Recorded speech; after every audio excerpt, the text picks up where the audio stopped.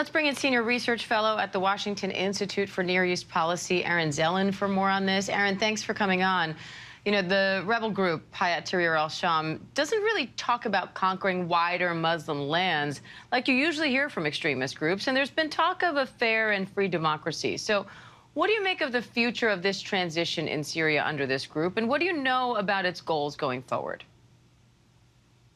I think it's a bit more complicated than many people have been describing. The way I talk about it is they essentially went from global jihad, when they previously been a part of the Islamic State and Al-Qaeda, to what we've seen as a local regime in the area that they've controlled in northwest Syria in recent years. So the talks about a liberal democracy, I think, are a bit far off and people getting a bit too excited. They still remain to be conservative Islamists, even if they are no longer part of the jihadi movement. We have an 8.5-year track record of them breaking with Al-Qaeda, for example, and then destroying Al-Qaeda's attempt at creating a new branch. And they've been building these institutions now in northwest Syria over the last 7 years through this civilian technocratic government called the Salvation Government. The individual just talked about, Mohammed Bashir, he was the prime minister of the Salvation Government, and he's going to be the one that brings all this forward now in this sort of HTS creating their own facts on the ground.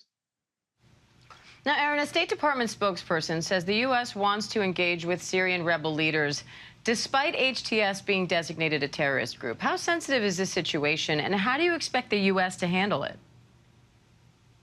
I think it's very complicated because the group has been on the terrorism list going back to 2012.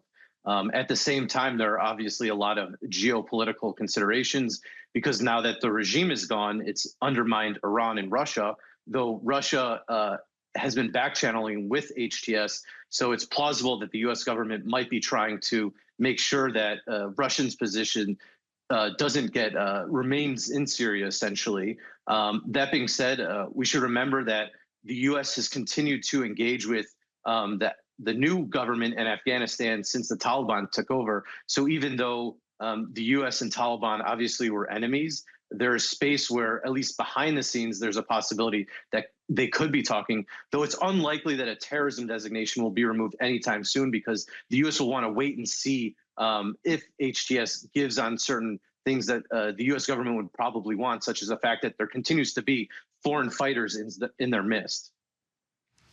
Now, Aaron, meanwhile, the UN Special Envoy for Syria says Israeli attacks inside Syria are unacceptable. Israel says it's trying to deny extremist groups access to weapons or territory they could use against Israel. So how do you see that playing out? I think in the near term, it's really not a threat to Israel's security. I think HTS has been relatively pragmatic. We also haven't seen them mention Israel once since they began this offensive on November 27th.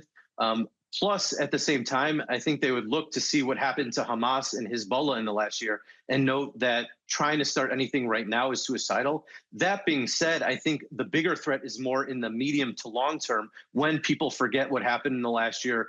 If HTS consolidates things, because it is a very pro-Palestinian group. It did support Hamas's 10/7 attack. It did eulogize the leaders Haniya and Sinwar when they were killed. So I think when we're thinking about this, we should be thinking about it in a 5 to 10-year horizon than in the immediacy. And that's, I think, why the Israelis are worried, not so much today, but more what could happen in the future.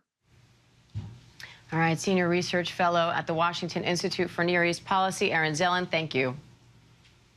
Got me.